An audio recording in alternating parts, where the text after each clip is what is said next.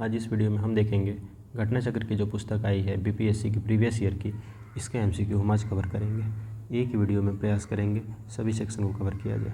तो चलिए वीडियो की शुरुआत करते हैं। तो पहले शुरू करेंगे हम भारतीय इतिहास से। भारतीय इतिहास में पहला सेक्शन आएगा हमारा प्राचीन भारत का इतिहास। तो आइए एमसीक्यूज़ देखते हैं। एमसीक्यू हमारा शुरू होते हैं। पहला प्रश्न है हमारा, भारत में पशुपालन एवं कृषि के प्राचीनतम साक्ष्य प्राप्त हुए हैं, इनमें से किन जगहों से? तो कृषि और पशुपालन के जो साक्ष्य हैं वो प्राप्त हुए हैं मेहरगढ़ से। हमारा दूसरा प्रश्न है, निम्न में से किसको कैल्कोलिथिक युग भी कहा जाता है? तो ये कहा जाता है ताम्रपाषाण युग को। ताम्रपाषाण युग का ही दूसरा नाम है कैल्कोलिथिक युग। हड़प्पा में मिट्टी के बर्तनों पर सामान्यतः किस रंग का उपयोग होता था? तो उस समय उन बर्तनों पर लाल रंग का उपयोग होता था। हड़प्पाकालीन बर्तनों पर लाल रंगों का प्रयोग होता था। चौथा प्रश्न है हमारा, सिंधु सभ्यता निम्न में से किस युग में पड़ता है? तो ये आता है आद्य ऐतिहासिक काल के अंतर्गत। सिंधु सभ्यता को रखा गया है आद्य ऐतिहासिक काल के अंतर्गत। सिंधु घाटी सभ्यता की सबसे महत्वपूर्ण विशेषता क्या है? तो उन समय की जो इमारतें थीं वो पक्की ईंटों से बनी हुई थी, इसकी यही विशेषता है। आइए अगला प्रश्न देखते हैं। निम्न में से कौन सा एक हड़प्पा का बंदरगाह है? तो ये है लोथल। लोथल एक बंदरगाह था जो हड़प्पा के समय प्रचलित था। निम्न में से कौन सा हड़प्पाकालीन स्थल गुजरात में है? ये लोथल है जो कि गुजरात में है। निम्न में से किस हड़प्पाकालीन स्थल से टेराकोटा का हल प्राप्त हुआ है? ये प्राप्त हुआ है बनावली से। बनावली जो है हरियाणा में आता है, ये वहाँ से टेराकोटा का हल प्राप्त हुआ है। निम्न में से किस हड़प्पन नगर में जुते हुए खेतों के निशान मिले हैं? तो जुते हुए खेतों के निशान पाए गए हैं कालीबंगा से। निम्न में से कौन हड़प्पा और मोहनजोदड़ो के उत्खनन से संबंधित नहीं थे? तो इसका सही जवाब है हमारा D, VA. Smith. VA. Smith जो थे इससे जुड़े हुए नहीं थे। बोगज कोई का महत्व तो इसलिए है क्योंकि वहाँ जो अभिलेख प्राप्त हुए हैं उनमें वैदिक देवी एवं देवताओं का वर्णन मिलता है। बोगज कोई का महत्व इसलिए ज़्यादा है क्योंकि वहाँ उनमें वैदिक देवी एवं देवताओं का वर्णन मिलता है। प्रसिद्ध 10 राजाओं का युद्ध किस नदी के तट पर लड़ा गया? ये लड़ा गया परुष्णी नदी के तट पर। परुष्णी। ऋग्वेद का कौन सा मंडल पूर्णतः सोम को समर्पित है? यह है 9वां मंडल जो कि पूर्णतः सोम को समर्पित किया गया है। ऋग्वेद संहिता का 9वां मंडल पूर्णतः किसको समर्पित है? तो ये सोम और इसके पेय पर नामांकित देवताओं को समर्पित है। गायत्री मंत्र किस पुस्तक में मिलता है? ये लिया गया है ऋग्वेद से। निम्न में से किस भारतीय दर्शन ने परमाणु सिद्धांत का प्रतिपादन किया? वैशेषिक सिद्धांत। वैशेषिक सिद्धांत के अंतर्गत परमाणु सिद्धांत का प्रतिपादन किया गया है। ये जो दर्शन है वैशेषिक दर्शन है। महावीर स्वामी का जन्म कहाँ हुआ था? इनका जन्म हुआ था कुंडग्राम में। अगला प्रश्न है, महावीर जैन की मृत्यु निम्न में से किस नगर में हुई? इनकी मृत्यु हुई थी पावापुरी में। जन्म इनका कुंडग्राम में और मृत्यु पावापुरी में हुई थी। भगवान महावीर का प्रथम शिष्य का नाम क्या था? प्रथम शिष्य का नाम था जामाली। निम्न में से कौन सबसे पूर्वकालिक जैन ग्रंथ कहलाता है? 14 पूर्व जो है वो सबसे पूर्वकालिक जैन ग्रंथ कहलाता है। महात्मा बुद्ध ने अपना पहला धर्म चक्र प्रवर्तन किस स्थान पर दिया था? ये दिया था उन्होंने सारनाथ में। अगला प्रश्न है, महात्मा बुद्ध का महापरिनिर्वाण कहाँ हुआ था? तो इन्होंने इनका अंतिम समय जो था वो कुशीनगर में ही बीता था, वहाँ इनका महापरिनिर्वाण हुआ था। त्रिपिटक किसकी धार्मिक पुस्तक है? ये बौद्ध धर्म की धार्मिक पुस्तक है त्रिपिटक। त्रिरत्न यानी 3 रत्न जैसे सटीक ज्ञान, सच्ची आस्था और सटीक क्रिया, ये किससे संबंधित है? कौन से धर्म से संबंधित है? तो ये संबंधित है जैन धर्म से। त्रिरत्न। निम्न में से कौन सी बात बौद्ध धर्म तथा जैन धर्म में समान नहीं है? तो आत्मदमन जो है वो दोनों में समान नहीं है। आत्मदमन पे विभेद है दोनों में। बोध गया में बोधि वृक्ष अपने वंश की किस पीढ़ी का है? वो 5वीं पीढ़ी का है बोधि वृक्ष है। बराबर की गुफाओं का उपयोग किसने आश्रय गृह के रूप में किया? तो ये आजीविकों के द्वारा आश्रय गृह के रूप में इसका उपयोग किया गया। जो बराबर की गुफाओं का निर्माण हुआ था वो आजीविकों के द्वारा उपयोग किया जाता था। आजीवक संप्रदाय के संस्थापक कौन थे? मक्खली गोसाल। आजीवक संप्रदाय के संस्थापक थे मक्खली गोसाल। पाटलिपुत्र के संस्थापक उदयन थे, राजा उदयन। किस शासक द्वारा सर्वप्रथम पाटलिपुत्र की राजधानी के रूप में चयन किया गया? ये उदयन के द्वारा सर्वप्रथम पाटलिपुत्र को अपनी राजधानी के रूप में चयन किया गया। निम्न में से किस राजा ने पाटलिपुत्र बसाया था? ये बसाया गया था उदयन के द्वारा। विश्व का पहला गणतंत्र वैशाली में किसके द्वारा स्थापित किया गया? यह स्थापित किया गया था लिच्छवियों के द्वारा। सबसे पहला गणतंत्र जो था वो वैशाली में लिच्छवी के द्वारा स्थापित किया गया। मगध की प्रारंभिक राजधानी कौन सी थी? राजगृह या ग्रीवरज कहा जाता है। ये थी मगध की प्रारंभिक राजधानी। अजातशत्रु के वंश का नाम क्या था? अजातशत्रु थे हर्यक वंश के। सैंड्रोकोटस से चंद्रगुप्त मौर्य की पहचान किसने की? ये कहा था विलियम जोन्स ने। सैंड्रोकोटस को चंद्रगुप्त को सैंड्रोकोटस की उपाधि दी थी। ब्राह्मी लिपि को सर्वप्रथम किसने पढ़ा? ब्राह्मी लिपि को पढ़ने वाले सर्वप्रथम जेम्स प्रिंसेप थे। मेगास्थनीज की पुस्तक का नाम क्या है? ये इंडिका है। इनके द्वारा लिखी गई पुस्तक का नाम इंडिका के लेखक मेगास्थनीज। मेगास्थनीज दूत था। किसका दूत था? सेल्यूकस का दूत था मेगास्थनीज। अंतिम मौर्य सम्राट कौन था? बृहद्रथ। अंतिम मौर्य सम्राट जो था वो बृहद्रथ था। बृहद्रथ की हत्या इसके सेनापति पुष्यमित्र शुंग के द्वारा की गई और वहाँ पे शुंग वंश की स्थापना की गई। किस अभिलेख में रुद्रदामन प्रथम की विभिन्न उपलब्धियां वर्णित हैं? ये जूनागढ़ का जो अभिलेख है उसमें रुद्रदामन प्रथम की विभिन्न उपलब्धियां वर्णित की गई हैं। निम्नलिखित राजाओं में से किसका जैन धर्म के प्रति भारी झुकाव था? खारवेल।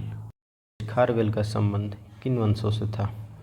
तो कलिंग नरेश खारवेल का जो संबंध था वो महामेघवाहन या फिर चेदी वंश दोनों कहा जा सकता है, क्योंकि कलिंग के चेदी राजवंश का संस्थापक महामेघवाहन नामक व्यक्ति था। अतः इस वंश का नाम महामेघवाहन वंश भी पड़ गया। तो इस वंश का सर्वाधिक शक्तिशाली शासक खारवेल हुआ। इसलिए यहाँ दिए गए ऑप्शनों में उपयुक्त में से एक से अधिक हमारा आंसर होगा। अगला प्रश्न है, प्राचीन भारत का नेपोलियन किसे कहा जाता है? प्राचीन भारत का नेपोलियन समुद्रगुप्त को कहा जाता है। गुप्त सम्राट जिसने हुणों को पराजित किया ये थे स्कंदगुप्त। किस प्रकार की भूमि को अपरहत कहा जाता था? बिना जोती हुई जंगली भूमि जो थी उसे अपरहत कहा जाता था। चीनी यात्री शुंग यून ने भारत की यात्रा कब की थी? 515 ईस्वी से 520 ईस्वी के बीच शुंग यून के द्वारा भारत की यात्रा की गई थी। हर्षवर्धन के शासनकाल में किस चीनी यात्री ने भारत की यात्रा की थी? वेनसांग ने हर्षवर्धन के काल में भारत की यात्रा की थी। कल्हण की पुस्तक का नाम क्या है? राजतरंगिणी। कल्हण के द्वारा लिखी गई पुस्तक है राजतरंगिणी। उदंतपुर शिक्षा केंद्र में से निम्न में से किस राज्य में अवस्थित था? उदंतपुर बिहार में अवस्थित था। कर्नाट वंश का संस्थापक कौन था? कर्नाट वंश का संस्थापक नान्यदेव था। कर्नाट वंश का अंतिम शासक कौन था? अंतिम शासक हरि सिंह था। कर्नाट वंश के अंतिम शासक हरि सिंह देव थे। ये कला और साहित्य के महान संरक्षक थे। इन्होंने पंजी व्यवस्था की भी शुरुआत की थी। किस काल में अछूत की अवधारणा स्पष्ट रूप से उद्धृत हुई थी? ये हुई थी धर्मशास्त्र के समय में अछूत की अवधारणा। कनिष्क के शासनकाल में बौद्ध धर्म किस नगर में आयोजित की गई थी? बौद्ध सभा ये आयोजित की गई थी कश्मीर में। प्रथम बौद्ध संगति के अध्यक्ष कौन थे? प्रथम बौद्ध संगति के अध्यक्ष महाकश्यप थे। भगवान बुद्ध के महापरिनिर्वाण के बाद पहली बौद्ध संगति कहाँ हुई? उनके महापरिनिर्वाण के बाद पहली बौद्ध संगति हुई थी राजगृह या राजगीर में। मिलान करें। बुद्ध के जीवन काल की जो घटनाएं हैं उन्हें मिलान करना है। तो बुद्ध का जन्म कहाँ हुआ था? लुम्बिनी में। बुद्ध को ज्ञान प्राप्ति कहाँ हुई थी? बोधगया में। बुद्ध का प्रथम प्रवचन कहाँ हुआ? सारनाथ में, जिसे धर्मचक्र प्रवर्तन भी कहते हैं। और बुद्ध का निधन यानी महापरिनिर्वाण ये हुआ था कुशीनगर में। बोधगया में किसे ज्ञान की प्राप्ति हुई थी? गौतम बुद्ध को बोधगया में ज्ञान की प्राप्ति हुई। बोधगया में महाबोधि मंदिर बनाया गया जहाँ पे गौतम बुद्ध को ज्ञान प्राप्त हुआ था। गौतम बुद्ध को एक देवता का स्थान किस राजा के युग में मिला? तो ये उन्हें प्राप्त हुआ कनिष्क के युग में। ईसा पूर्व 6ठी सदी में विश्व की प्रथम गणतंत्रात्मक व्यवस्था कहाँ थी? ये थी वैशाली में। विश्व की प्रथम गणतंत्रात्मक व्यवस्था वैशाली में थी। 16 महाजनपदों की सूची उपलब्ध है। ये हमें कहाँ से मिलती है? ये मिलती है हमें अंगुतर निकाय से। नालंदा विश्वविद्यालय की स्थापना का युग है ये गुप्त काल में इसका स्थापना हुआ था। नालंदा विश्वविद्यालय के संस्थापक कुमारगुप्त थे। नालंदा विश्वविद्यालय किस लिए विश्व प्रसिद्ध था? बौद्ध धर्म दर्शन के लिए ये विश्व प्रसिद्ध था।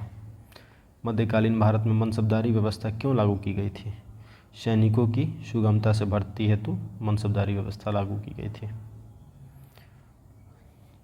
ये प्रश्न हमारा कौन सा कथन सही है, कौन सा कथन का व्याख्या सही है? तो इसमें जो है हमारा पहला कथन है 12वीं शताब्दी के अंत तक नालंदा महाविहार का पतन हो गया। तो ये दिया गया कथन सही है। और कारण में है महाविहार को राजकीय प्रश्रय मिलना बंद हो गया था। तो ये भी कथन सही है, लेकिन ये उपयुक्त जो ऊपर जो कथन दिया गया है उसका ये कारण उपयुक्त नहीं है। तो हमारा उत्तर हो जाएगा दोनों कथन सही हैं, परंतु RA का सही व्याख्या नहीं करता है। प्रथम मगध साम्राज्य का उत्कर्ष किस शताब्दी में हुआ था? ये हुआ था ईसा पूर्व 6ठी शताब्दी में। मगध की राजधानी कौन सी थी? मगध की राजधानी जो उदयन ने बनाई थी, पाटलिपुत्र को बनाई थी। उसके बाद जो है गुप्त काल तक मगध की राजधानी ये बनी रही। मगध साम्राज्य पर शासन करने वाले प्रथम राजवंश के विषय में बौद्ध ग्रंथों और पुराणों में अलग अलग विवरण मिलता है। पुराणों के अनुसार मगध पर शासन करने वाला पहला राजवंश बृहद्रथ वंश था। वंश का पहला राजा जरासंध था, जिसने गिरिव्रज को अपनी राजधानी बनाया। तो पाटलिपुत्र और गिरिव्रज, तो इसमें उत्तर दोनों उपयुक्त सही हैं, A और C। अगला प्रश्न है, प्राचीन महाजनपद मगध की प्रथम राजधानी कौन सी थी?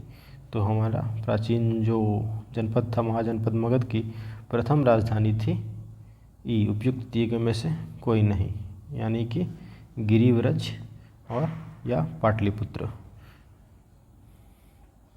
नंदवंश के पश्चात मगध पर किस राजवंश ने शासन किया? नंद के बाद मौर्य वंश का शासन हुआ। जिसके ग्रंथ में चंद्रगुप्त मौर्य का विशिष्ट रूप से वर्णन हुआ है वह है विशाखदत्त। विशाखदत्त द्वारा कृत जो लिखा गया है मुद्रा राक्षस, उसमें चंद्रगुप्त मौर्य के विषय में विस्तृत सूचना प्राप्त होती है। निम्न में से मगध का कौन सा राजा सिकंदर महान के समकालीन था? घनानंद। पाटलिपुत्र में स्थित चंद्रगुप्त का महल मुख्यतः किस चीज़ों का बना था? लकड़ी का बना हुआ है। अष्टप्रधान का गठन किसने किया था? अष्टप्रधान शिवाजी के काल में उन्होंने गठन किया था। निम्न में से किस मौर्य राजा ने दक्कन की विजय प्राप्त की थी? ये चंद्रगुप्त थे, जिन्होंने दक्कन पर विजय प्राप्त की थी। अगला प्रश्न है हमारा, अभिलेख जिससे यह प्रमाणित होता है कि चंद्रगुप्त का प्रभाव पश्चिम भारत पर भी था, वह कौन सा अभिलेख है? तो इसका हमारा सही आंसर है रुद्रदामन का जूनागढ़ शिलालेख। इससे यह प्रमाणित होता है कि चंद्रगुप्त का प्रभाव पश्चिम भारत पर भी फैला हुआ था। निम्न में से कौन सा क्षेत्र अशोक के साम्राज्य में सम्मिलित नहीं था? श्रीलंका जो था वो अशोक के साम्राज्य में सम्मिलित नहीं था। अशोक के शासनकाल में बौद्ध सभा किस नगर में आयोजित की गई? अशोक के शासनकाल में ये सभा पाटलिपुत्र में आयोजित की गई थी। अशोक के शिलालेखों में प्रयुक्त भाषा कौन सी है? लिपि तो ब्राह्मी है और भाषा प्राकृत है। निम्न में से प्राचीन भारत की कौन सी लिपि दाहिने से बाईं की ओर लिखी जाती है? यह लिपि है खरोष्ठी लिपि। अशोक के धम्म का मूल संदेश क्या है? अशोक के धम्म का मूल संदेश जो है वो नैतिक संहिता पर आधारित थी। अशोक का धम्म, अशोक अपने दूसरे और 7वें शिलालेख के माध्यम से यह संदेश देता है कि उपासनीवे बहुकयाने दया दाने सचे सोचय माँ दय साधवे च, अर्थात कम पाप करना, कल्याण करना, दया दान करना, सत्य बोलना, पवित्रता से रहना, स्वभाव में मधुरता तथा साधुता बनाए रखना। इस प्रकार अशोक धर्म के मूल संदेश में शांति और अहिंसा, बड़ों का सम्मान और धार्मिक सहनशीलता निहित है, यानी कि ऑप्शन बी, ऑप्शन डी और ऑप्शन सी, ये कि उपयुक्त में से एक से अधिक।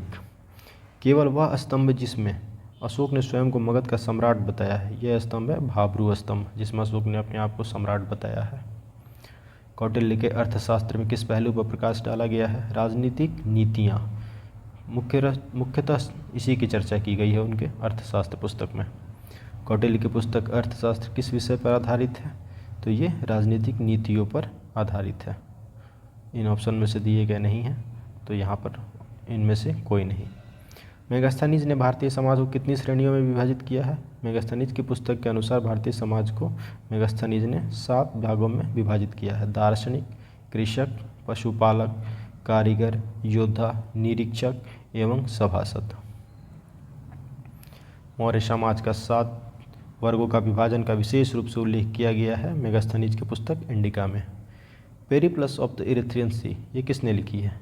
ये अनाम एक नाविक के द्वारा लिखा गया है, पेरिप्लस ऑफ द इरिथ्रियन सी। वह स्रोत जिसमें पाटलिपुत्र के प्रशासन का वर्णन उपलब्ध है, यह है इंडिका, जो कि मेगास्थनीज द्वारा लिखी गई है। पाटलिपुत्र को किस शासक ने सर्वप्रथम अपनी राजधानी बनाई? चंद्रगुप्त मौर्य ने। इनमें से किसने सर्वप्रथम व्यापक पैमाने पर स्वर्ण मुद्रा का प्रचलन किया था? तो ये थे वीमा कड़फिसेज, इनके द्वारा व्यापक रूप से स्वर्ण मुद्रा का प्रचलन किया गया। कला की गांधार शैली निम्न समय में फली फूली थी। ये कुषाणों के समय अच्छे से फली फूली थी। कला की गांधार शैली। इनमें से किस शासक ने चतुर्थ बौद्ध संगति कश्मीर में आयोजित की थी? ये कनिष्क के काल में आयोजित की गई। शुंग वंश के बाद किस वंश ने भारत पर राज किया? कण्व वंश ने भारत पर राज किया शुंग के बाद। राजा खारवेल का नाम जुड़ा है इनमें से किससे? राजा खारवेल का नाम हाथी गुम्फा लेख से जुड़ा हुआ है। नगरों का क्रमिक पतन किस काल की एक महत्वपूर्ण विशेषता थी? ये गुप्त काल की विशेषता थी। से कौन सा बंदरगाह गुप्त काल में उत्तर भारतीय व्यापार के लिए उपयोग किया जाता था? तो उन समय गुप्त काल में बंगाल में ताम्रलिप्ति एक प्रमुख बंदरगाह हुआ करता था, जहाँ से उत्तर भारत के साथ दक्षिण पूर्व एशिया, चीन, लंका, जावा, सुमात्रा आदि देशों के साथ व्यापार होता था। पश्चिमी भारत का प्रमुख बंदरगाह उस समय भृगु कच्छ यानी भड़ौच था, जहाँ से पश्चिमी देशों के साथ समुद्री व्यापार होता था। इसके अलावा कल्याणा और बॉम्बे से भी उत्तर भारतीय का व्यापार होता था। तो इसमें उपयुक्त में से एक से अधिक जो ऑप्शन है वो सही होगा। किस शासक वंश ने मंदिरों एवं ब्राह्मणों को सबसे अधिक ग्राम जो है वो अनुदान में दिया था? तो ये दिया गया था गुप्त वंश के द्वारा।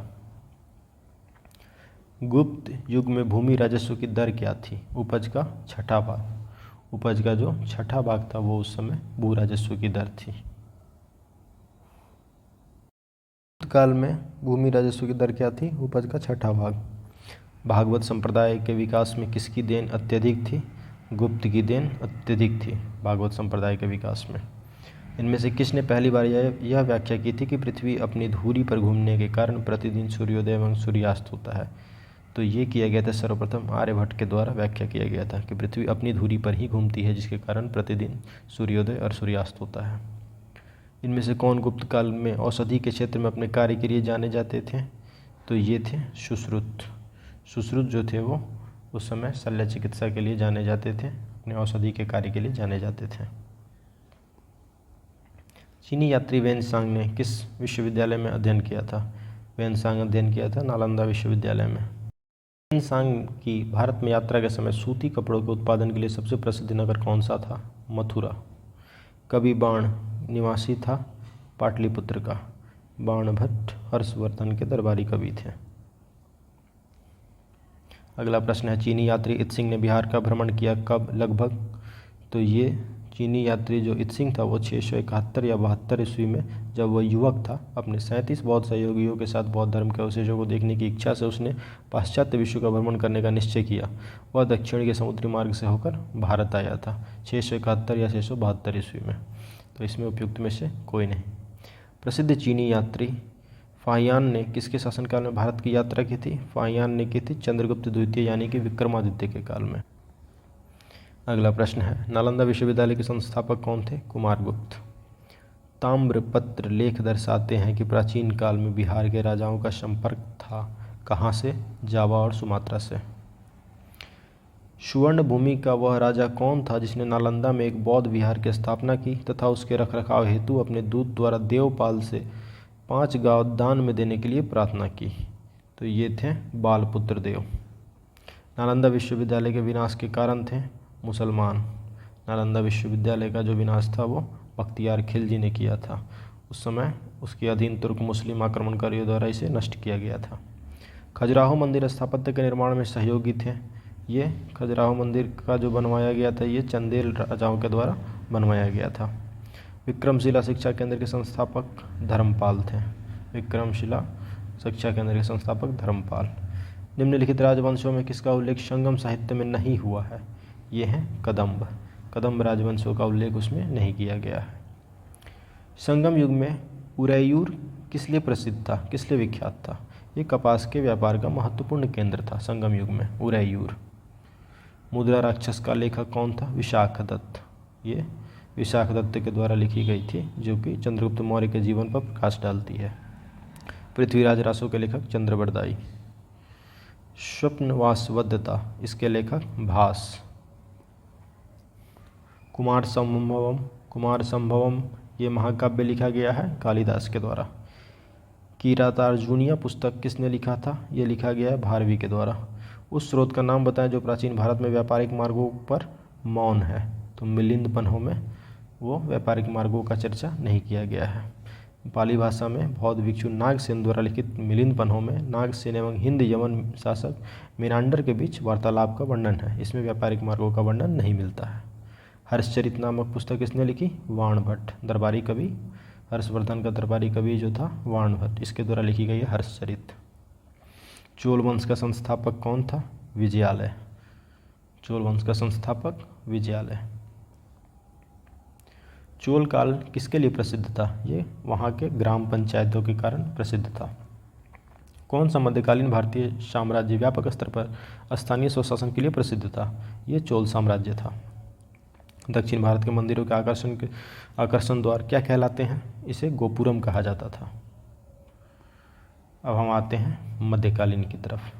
मध्यकालीन भारत का इतिहास शुरू करते हैं। गुलाम वंश का प्रथम शासक कौन था? कुतुबुद्दीन ऐबक।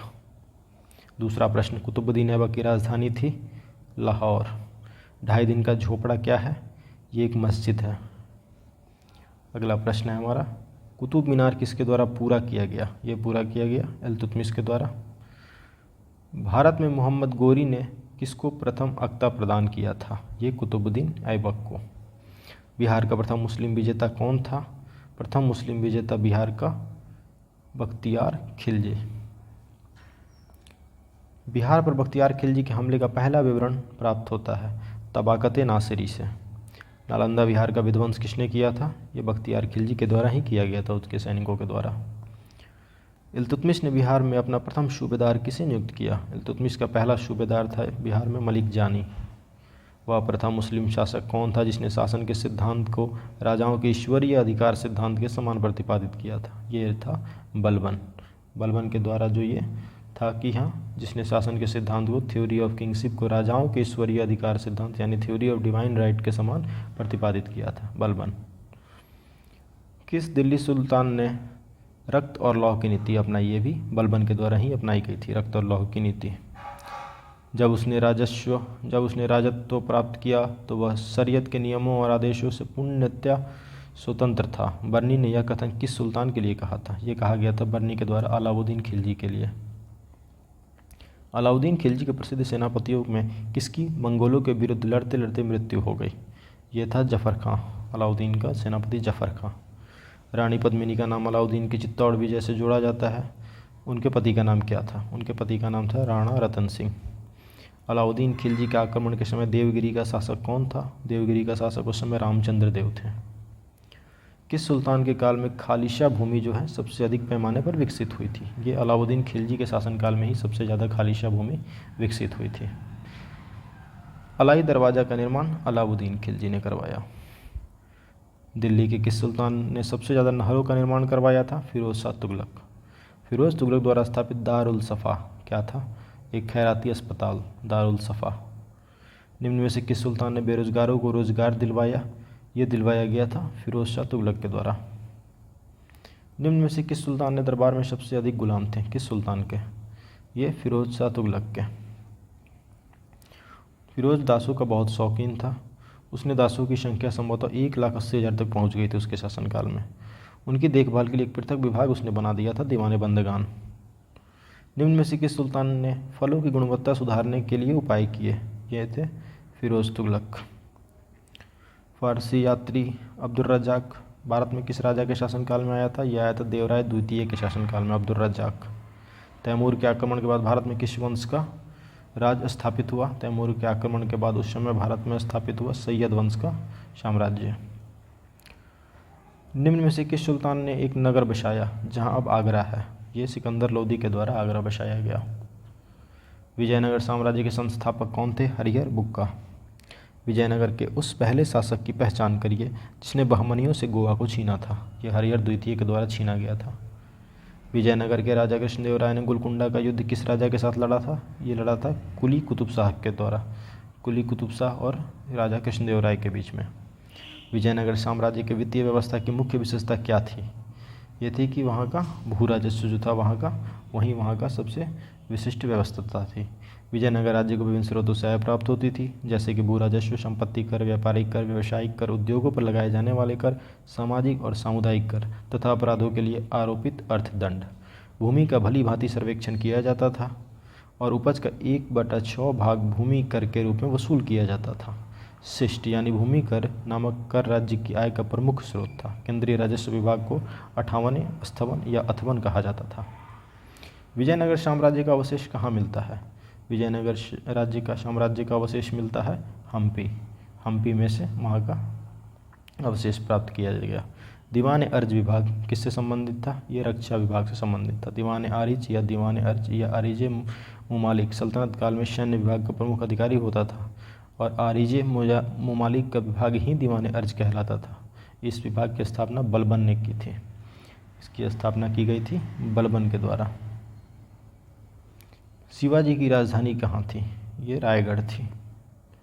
बहमनी राज्य का संस्थापक कौन था? अलाउद्दीन हसन। सरंजामी प्रथा किससे संबंधित थी? मराठा भूराजस्व प्रथा से संबंधित थे। निम्न में से कौन भूमि उत्पाद पर लगने वाले कर को इंगित करता है? तो ये करता है खराज, उस्र और मुक्तई। तो हमारा उत्तर होगा डी। किस सुल्तान ने जमीन में फसल की नपाई का आधा राजस्व के रूप में दावा किया? यह किया गया अलाउद्दीन खिलजी के द्वारा। शेख बहाउद्दीन जकारिया। शेख बहाउद्दीन जकारिया किस संप्रदाय से ताल्लुक़ रखते थे? ये सुहारवर्दी संप्रदाय के थे। इन शासकों में से किसने अपनी सैन्य टुकड़ियों को 200, 250 एवं 500 की इकाइयों में विभाजित किया?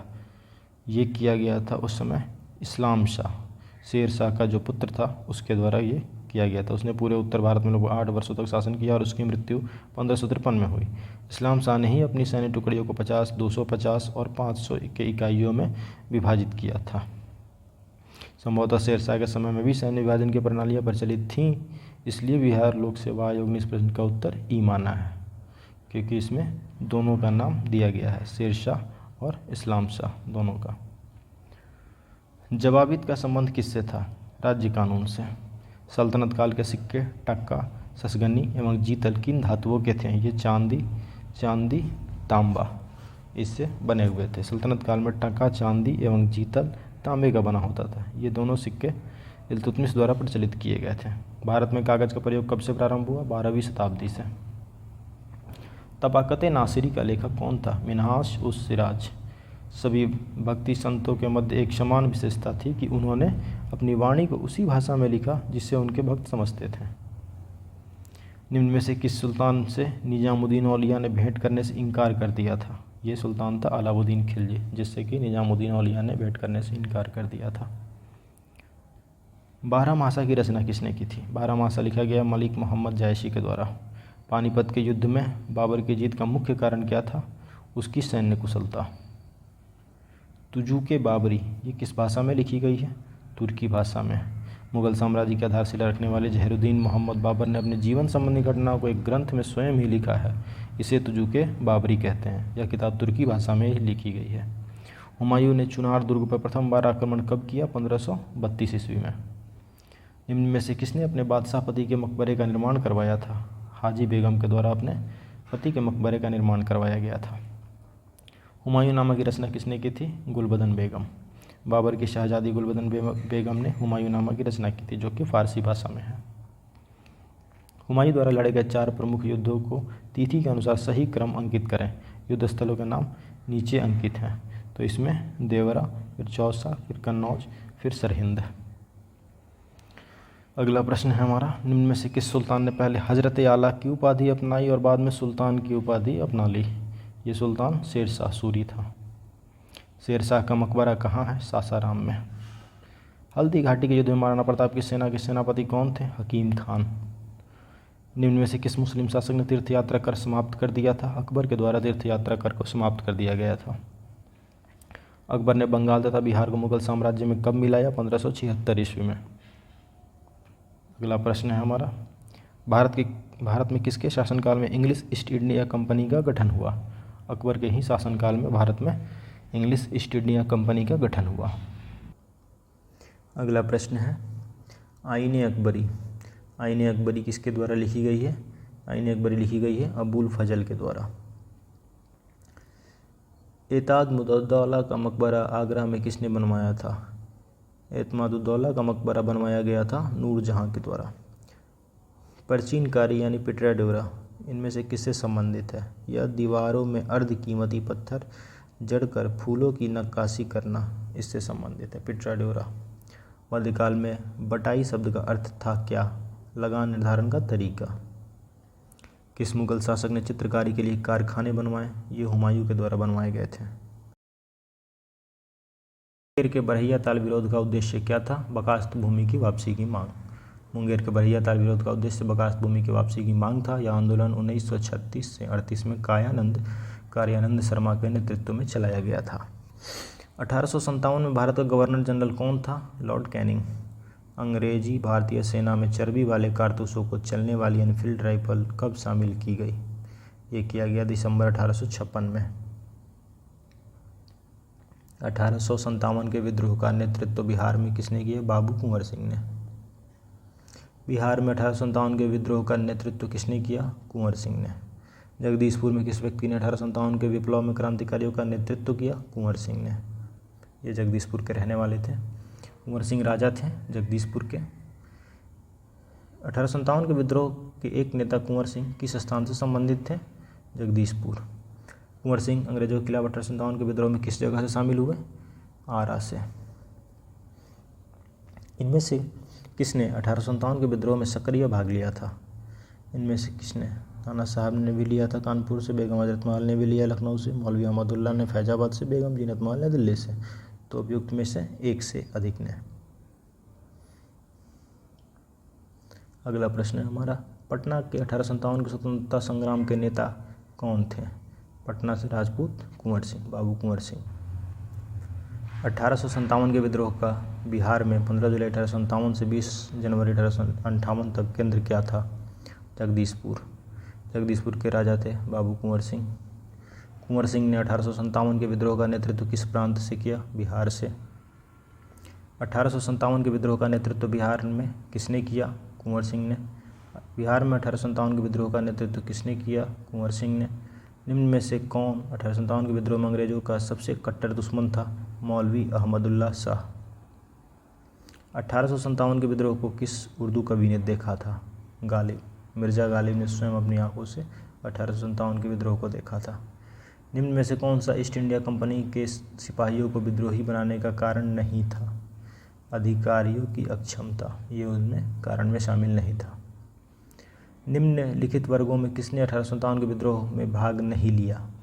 तो इसमें भाग नहीं लेने वाले में साहूकार और जमींदार थे, जबकि खेतिहर मजदूर और कृषकों ने भाग लिया था।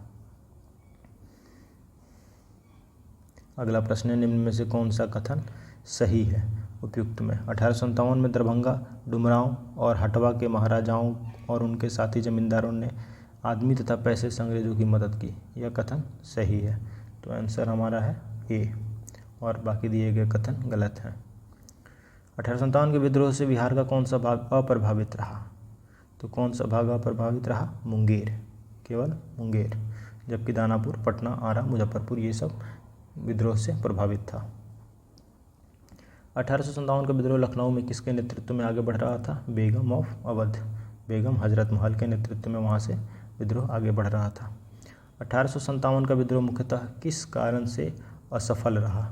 तो दिए गए उपयुक्त कारणों में से उपयुक्त कारण है किसी सामान्य योजना और केंद्रीय संगठन की कमी, इसके कारण विद्रोह मुख्यतः असफल रहा। विचार कीजिए, कथन क 1857 में प्रथम स्वतंत्रता संग्राम ब्रिटिश सरकार से स्वतंत्रता प्राप्त करने में असफल रहा। कारण, बहादुर शाह जफर के नेतृत्व के जनसहयोग नहीं मिला था और अधिकांश महत्वपूर्ण रियासतों के शासक उनका साथ देने से कतरा रहे थे। तो ये दोनों दिए गए कथन भी सही हैं और कथन का उपयुक्त दिया गया कारण भी सही है। महारानी विक्टोरिया ने भारतीय प्रशासन को ब्रिटिश ताज के नियंत्रण में लेने की घोषणा कब की? 1 नवंबर 1858 को महारानी विक्टोरिया ने घोषणा की कि ये भारत का प्रशासन ब्रिटिश ताज के नियंत्रण में रहेगा। 1857 के विद्रोह के बाद ब्रिटिश सरकार ने सिपाहियों का इन प्रांतों से चयन किया, गोरखा, सिख एवं पंजाबी उत्तर प्रांत से। निम्न में से किसने 1857 के विद्रोह को एक षड्यंत्र की संज्ञा दी? ये सर जेम्स आउट्रम और डब्ल्यू टेलर के द्वारा इसे एक षड्यंत्र की संज्ञा दी गई थी।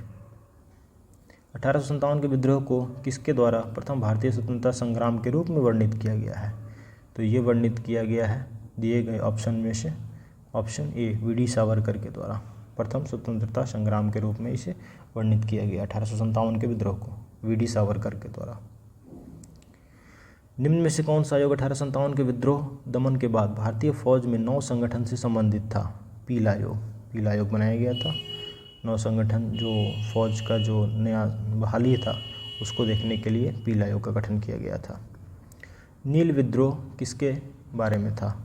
रैयत नील की खेती नहीं करना चाह रहे थे पर उनसे एक अमान्य मूल्य पर जबरदस्ती करवाई जा रही थी, इसी से संबंधित नील विद्रोह था। नील कृषकों की दुर्दशा पर लिखी गई पुस्तक नील दर्पण के लेखक कौन थे? नील दर्पण लिखा गया है दीनबंधु मित्र के द्वारा। वह प्रथा जिसके तहत किसान स्वयं भूमि का मालिक होता है और सरकार को भू राजस्व के भुगतान के लिए जिम्मेदार माना जाता है, यह है रैयतवाड़ी प्रथा। रैयतवाड़ी प्रथा के अंतर्गत किसान स्वयं भूमि का मालिक होता है और सरकार को भू राजस्व के भुगतान के लिए जिम्मेदार माना जाता है। पागल पंथ की स्थापना किसने की थी? करम शाह के द्वारा पागल पंथ की स्थापना की गई। फराजी कौन थे? हाजी शरीयतुल्लाह के अनुयायी जो थे वो फराजी थे। फरेजी आंदोलन की शुरुआत किसने की थी? हाजी शरीयतुल्लाह ने। कूका आंदोलन को किसने संगठित किया था? गुरु राम सिंह ने। 1857 के दक्कन के दंगों का तात्कालिक कारण क्या था? महाजनों के द्वारा ऊंची ब्याज दर वसूलना। महाराष्ट्र में रामोसी कृषक जत्था किसने स्थापित की थी? वासुदेव बलवंत फड़के। रामोसी विद्रोह सही रूप में किस भौगोलिक इलाके में हुआ था? पश्चिमी घाट, महाराष्ट्र के क्षेत्रों में। पश्चिमी घाट में रहने वाले रामोसी जाति के लोगों ने 1822 ईस्वी में अपने नेता सरदार चीतूर सिंह के नेतृत्व में रामोसी विद्रोह किया। रामोशियों ने सतारा के आसपास के क्षेत्रों को लूटा और किलों पर भी आक्रमण किया। 1825-26 ईस्वी में भयंकर अकाल और अन्न अभाव के कारण इन्होंने उमाजी के नेतृत्व में पुनः विद्रोह किया। वगैरह विद्रोह कहाँ हुआ था? बड़ौदा में। मानव बलि प्रथा का निषेध करने वाले अंग्रेजों के विरुद्ध विद्रोह करने वाली जनजाति का नाम? खोंड जनजाति।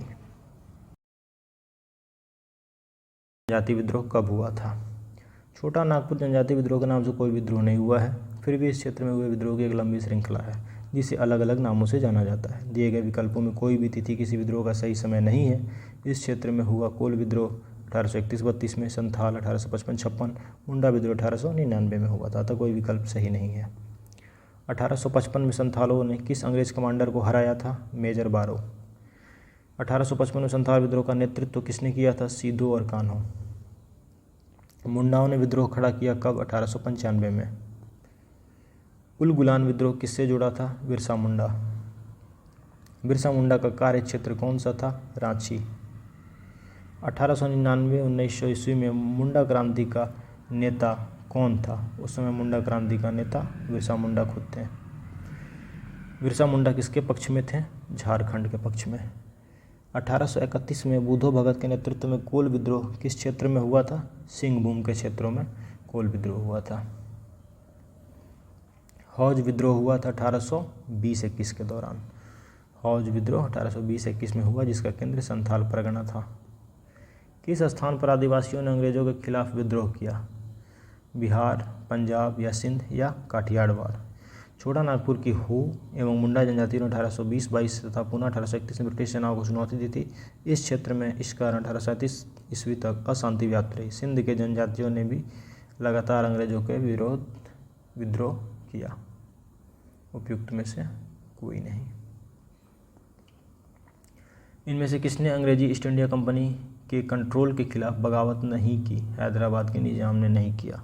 हैदराबाद के निजाम को छोड़कर उपयुक्त सभी विजयनगरम के राजा, तमिलनाडु के पोलीगार, त्रावणकोर के दीवान वेलुथम्पी ने ब्रिटिश ईस्ट इंडिया कंपनी के नियंत्रण के खिलाफ विद्रोह किया था। बंकिम चंद्र चटर्जी ने आनंद मठ में किस विद्रोह का उल्लेख किया है?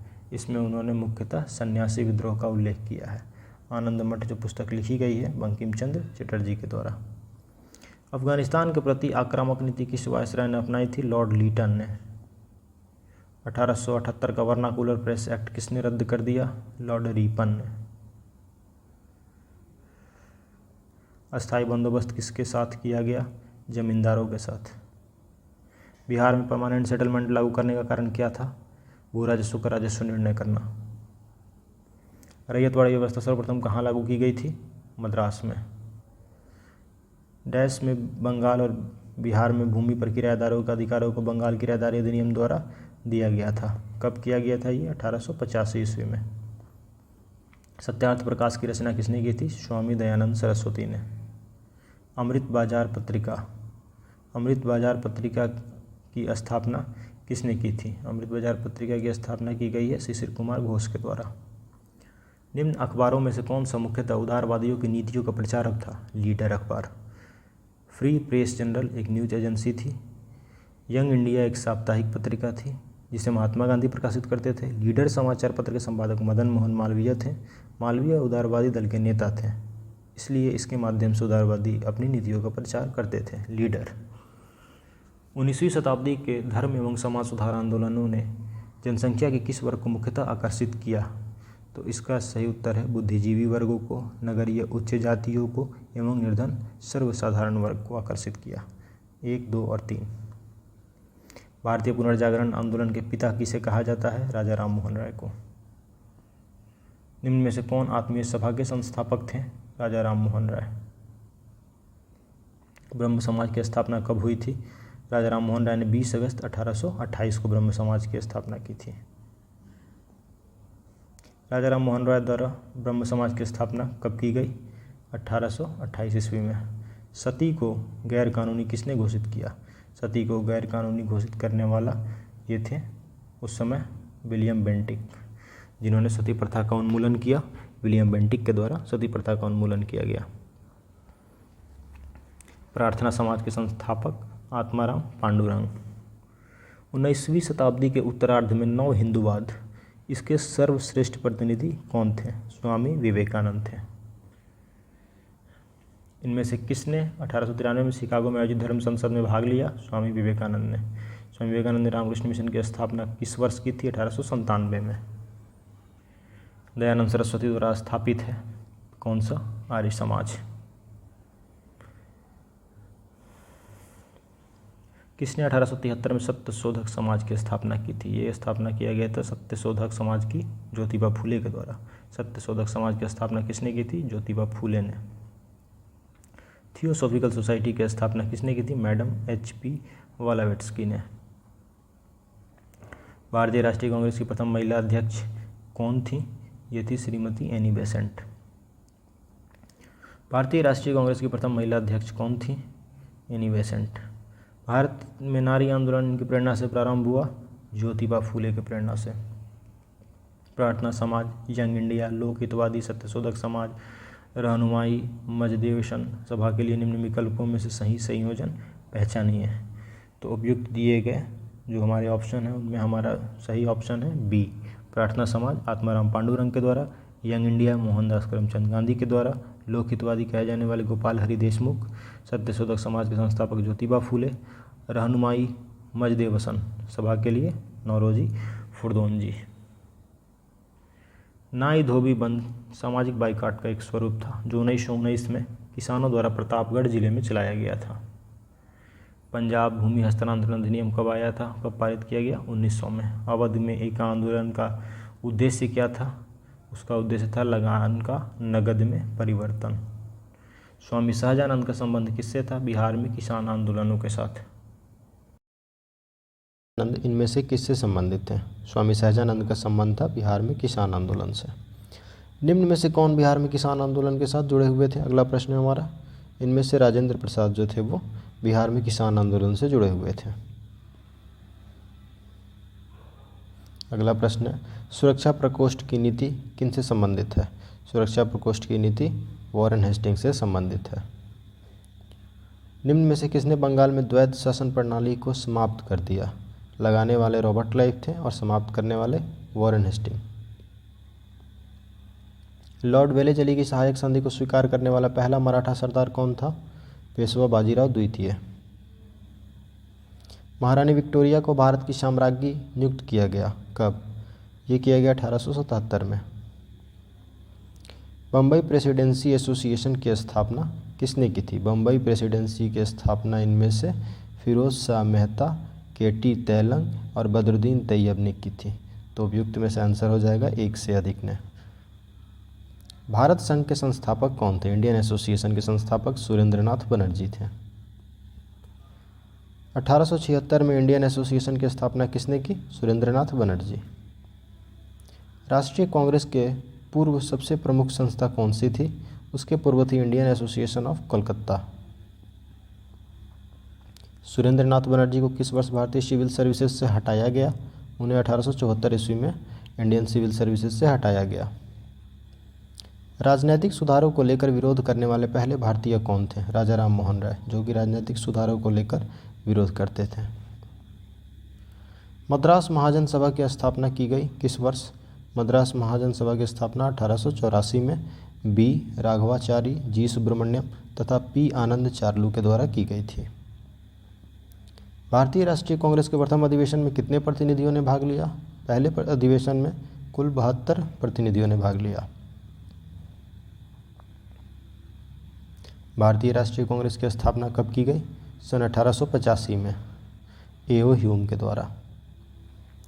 भारतीय राष्ट्रीय कांग्रेस की स्थापना किसने की? ए.ओ. ह्यूम ने। भारतीय राष्ट्रीय कांग्रेस के संस्थापक कौन थे? ए.ओ. ह्यूम। भारतीय राष्ट्रीय कांग्रेस के संस्थापक ए.ओ. ह्यूम, जो कि एक असैनिक सेवक थे। भारतीय राष्ट्रीय कांग्रेस का प्रथम अधिवेशन कहाँ हुआ था? मुंबई में 1885 में। भारतीय राष्ट्रीय कांग्रेस के दूसरे अधिवेशन की अध्यक्षता किसने की थी? दादा भाई नौरोजी ने 1886 में, जो कि कलकत्ता में हुआ था। महात्मा गांधी ने भारतीय राष्ट्रीय कांग्रेस के किस अधिवेशन की अध्यक्षता की? उन्होंने 1924 के बेलगांव वाले अधिवेशन की अध्यक्षता की थी महात्मा गांधी ने। इंडियन नेशनल कांग्रेस की प्रथम महिला अध्यक्ष कौन थी? सरोजनी नायडू। प्रथम भारतीय महिला अध्यक्ष इंडियन नेशनल कांग्रेस की सरोजनी नायडू, जिन्होंने 1925 में कानपुर में हुए भारतीय राष्ट्रीय कांग्रेस के 40वें वार्षिक अधिवेशन में इसकी अध्यक्षता की थी।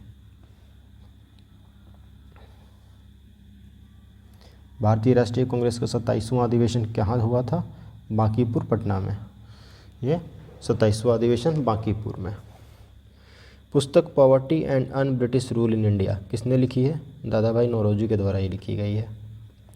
किसने कहा था कांग्रेस आंदोलन न तो लोगों द्वारा प्रेरित था, न ही उनके द्वारा सोचा या योजनाबद्ध किया गया था?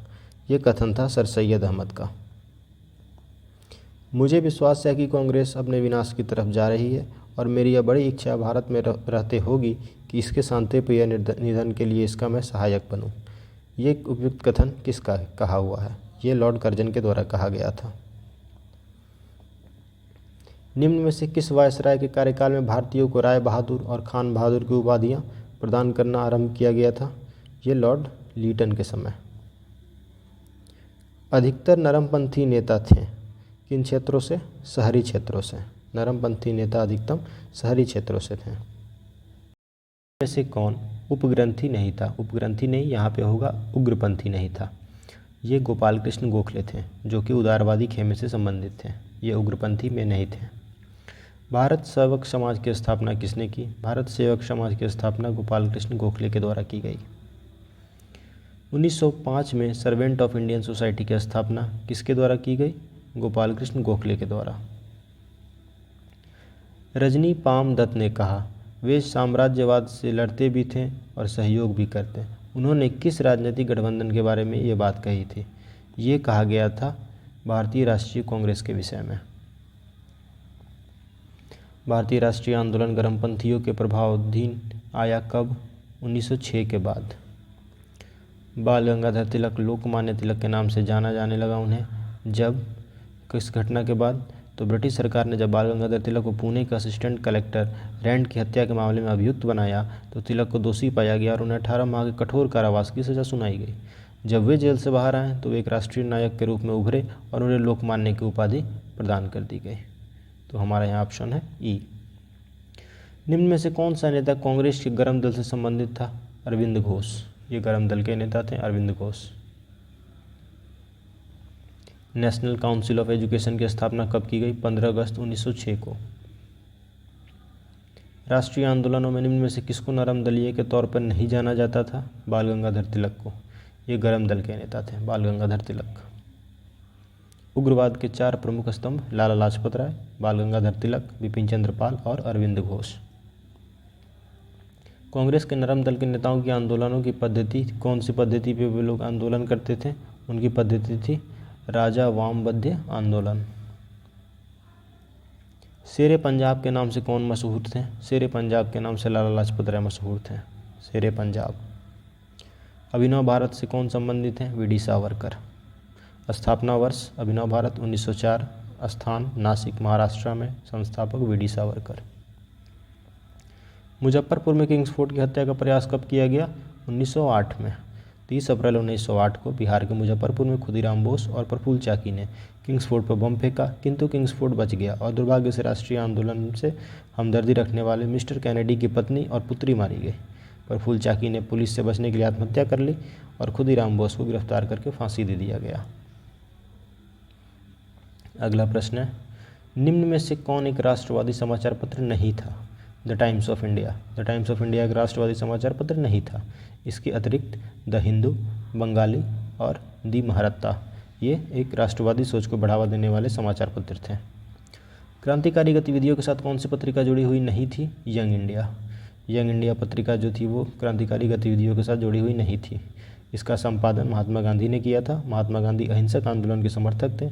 वर्ष 1913 में सोहन सिंह भागना ने Hindustan Association of the Pacific Coast नामक संस्था की स्थापना की। इस संस्था ने गदर नामक अखबार लिखा, जिससे यह संस्था का नाम भी गदर पार्टी पड़ गया। युगांतर तथा संध्या पत्रिकाएं भी क्रांतिकारी गतिविधियों से संबंधित थे। तो यहाँ पर एक यंग इंडिया पत्रिका जो थी वो क्रांतिकारी गतिविधियों से संबंधित नहीं थी। नीचे दिए गए विकल्पों में से राष्ट्रवादी समाचार पत्रों द हिंदू, केसरी, बंगाली, हिंदुस्तानी, सुधारक के संपादकों के नाम का सही संयोजन बताइए। तो ये सही संयोजन इसमें से है द हिंदू का जी सुब्रमण्यम अय्यर, केसरी के लिए बाल गंगाधर तिलक, बंगाली के लिए सुरेंद्र नाथ बनर्जी, हिंदुस्तानी के लिए गंगा प्रसाद वर्मा और सुधारक के संपादक गोपाल कृष्ण गोखले। स्वराज मेरा जन्मसिद्ध अधिकार है और मैं इसे पाकर रहूँगा, ये कथन किसका है? ये कथन बाल गंगाधर तिलक का है। स्वराज मेरा जन्मसिद्ध अधिकार है और मैं इसे लेकर ही रहूँगा, ये कथन है बाल गंगाधर तिलक का। भारतीय क्रांति की जननी किसे कहा जाता है? मैडम भीखाईजी रुस्तम कामा। अगला प्रश्न है हमारा, मैडम कामा ने भारत के त्रिरंगी स्वतंत्रता ध्वज को कहाँ फहराया था? स्टुटगार्ट में। इन्होंने पहली बार तिरंगा फहराया था स्टुटगार्ट में। मैडम कामा ने 1907 में प्रथम तिरंगा ध्वज कहाँ फहराया? स्टुटगार्ट। लंदन में इंडिया हाउस के संस्थापक कौन थे? श्यामजी कृष्ण वर्मा। इंडिया हाउस के संस्थापक लंदन में श्यामजी कृष्ण वर्मा थे। बंग भंग के बाद कौन सा आंदोलन शुरू हुआ था? स्वदेशी आंदोलन। लॉर्ड कर्जन द्वारा 1905 में किया बंगाल विभाजन किस वर्ष रद्द किया गया? 1911 में।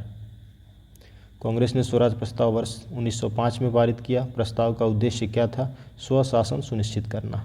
स्वराज प्रस्ताव का उद्देश्य था स्वशासन सुनिश्चित करना। 20वीं सदी के प्रारंभिक वर्षों में कांग्रेस में विभाजन की प्रक्रिया शुरू हुई। कांग्रेस आंदोलन की रणनीतियों पर, कांग्रेस आंदोलन के उद्देश्यों पर, कांग्रेस आंदोलन में लोगों की भागीदारी पर या उपयुक्त सभी? तो इसका सही उत्तर है उपयुक्त सभी कारणों के कारण। मुसलमान यदि खुश है और संतुष्ट है तो भारत में ब्रिटिश शक्ति का महत्तम बचाव होगा, ये किसका कथन था? W.W. हंटर के द्वारा ये कहा गया था। किस वर्ष हिंदुस्तान रिपब्लिक एसोसिएशन की स्थापना की गई? हिंदुस्तान रिपब्लिकन एसोसिएशन की स्थापना 1924 में की गई थी। बंगाल विभाजन की घोषणा कब की गई? 19 जुलाई 1905 को। बंगाल विभाजन की घोषणा 19 जुलाई 1905। करजन वायली की हत्या के आरोप में किसे मृत्युदंड दिया गया था? करजन वायली की हत्या के आरोप में मदन लाल ढींगरा को मृत्युदंड दिया गया। मॉन्टेग्यू जेम्स फोर्ड की रिपोर्ट भारत सरकार अधिनियम 1919 का आधार बनी थी। न्यू लैम्प्स फॉर ओल्ड लेख श्रृंखला 1893-94 में सर्वहारा वर्ग के साथ संपर्क से बाहर होने के लिए कांग्रेस की आलोचना की गई थी। इन लेखों का लेखक कौन था? ये सब लेखों का लेखक था अरविंद घोष। तत्कालीन भारतीय परिस्थितियों के कारण एवं कांग्रेस की साम्राज्यवादी शक्तियों के समक्ष ढूल मूल रवैया अपनाने के कारण अरविंद घोष ने अपनी लेख श्रृंखला न्यू लैम्प्स फॉर ओल्ड में कांग्रेस की आलोचना की थी। ट्रेन डकैती कांड में किन क्रांतिकारियों को फांसी दी गई थी? राम प्रसाद बिस्मिल और अशफाकुल्ला खां। अगला प्रश्न है हमारा, हिंदुस्तान सोशलिस्ट रिपब्लिकन आर्मी के संस्थापक नेताओं में से कौन थे? भगत सिंह। निम्नलिखित पंक्तियों को किसने कहा? सरफरोशी की तमन्ना अब हमारे दिल में है, देखना है जोर कितना बाजुए कातिल में है। ये कथन कहा गया है बिस्मिल के द्वारा। उपयुक्त गज़ल की पंक्तियाँ शायर बिस्मिल अजीमाबादी की थी। बिस्मिल अजीमाबादी का वास्तविक नाम सैयद शाह मोहम्मद हसन था। वो वर्ष 1901 में पटना में 30 किलोमीटर दूर हरदास बिनहा गांव में पैदा हुए। यह गज़ल उर्दू में लिखी गई थी एवं वर्ष 1922 में काजी अब्दुल गफ्फार की पत्रिका सबाह में छपी थी। प्रसिद्ध गीत सरफरोशी की तमन्ना अब हमारे दिल में है कि रचयिता कौन है? तो इसके रचयिता हैं बिस्मिल। जैसा कि ऊपर प्रश्न में पाया गया, इसका सही उत्तर होगा बिस्मिल। तो यहाँ पे उत्तर होगा उपयुक्त में से कोई नहीं। इंकलाब जिंदाबाद का नारा किसने दिया? इंकलाब जिंदाबाद का नारा भगत सिंह के द्वारा दिया गया है। भगत सिंह, राजगुरु और सुखदेव को कब फांसी दी गई? 23 मार्च 1931 को। सरकार के विरोध में असेंबली में बम फेंकने के समय भगत सिंह की उम्र क्या थी? 21 साल से थोड़ा ज़्यादा। अनुशीलन समिति थी। अनुशीलन समिति एक क्रांतिकारी संगठन थी। 1913 में पटना में अनुशीलन समिति की एक शाखा की स्थापना की गई सचिंद्रनाथ सान्याल के द्वारा। चिटगांव शस्त्र छापामारी की योजना बनाई गई थी मास्टर सूर्य सेन के द्वारा। अगला प्रश्न है हमारा, चटगांव शस्त्रागार धावे से कौन संबंधित है? सूर्य सेन। निष्क्रिय विरोध के सिद्धांत का प्रतिपादन किसने किया? अरविंद घोष। गदर पार्टी की स्थापना किस वर्ष की गई? 1913 में। गदर क्रांति छिड़ने का सबसे महत्वपूर्ण कारण क्या था? प्रथम महायुद्ध का शुरू होना। वर्ष 1914 में प्रथम विश्व युद्ध का शुरू होना ही इसका महत्वपूर्ण कारण था। गदर पार्टी की स्थापना कहाँ पर हुई थी? संयुक्त राज्य अमेरिका में। किसने कहा था स्वराज मेरा जन्मसिद्ध अधिकार है और मैं इसे लेकर रहूँगा? ये कथन है बाल गंगाधर तिलक के द्वारा कहा गया। स्वराज मेरा जन्मसिद्ध अधिकार है, मैं इसे लेकर रहूँगा, यह वक्तव्य किसके द्वारा दिया गया? बाल गंगाधर तिलक। आम जनता के लिए होना चाहिए, केवल वर्गों के लिए नहीं। इसके प्रसिद्ध सूत्र की घोषणा किसने की? सी राजगोपालाचारी ने। इंडिया फॉर इंडियंस किताब किसने लिखी है? ये किताब लिखी गई है CR दास के द्वारा। चित्तरंजन दास ने ये पुस्तक लिखी है India for Indians. Unhappy India पुस्तक के लेखक कौन है? अनहैप्पी इंडिया पुस्तक के लेखक हैं लाला लाजपत राय।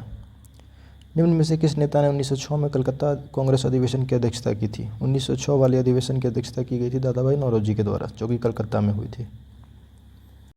में से किसने ऑल इंडिया मुस्लिम लीग की स्थापना की थी? इसकी स्थापना नवाब सलीमुल्लाह खान के द्वारा की गई।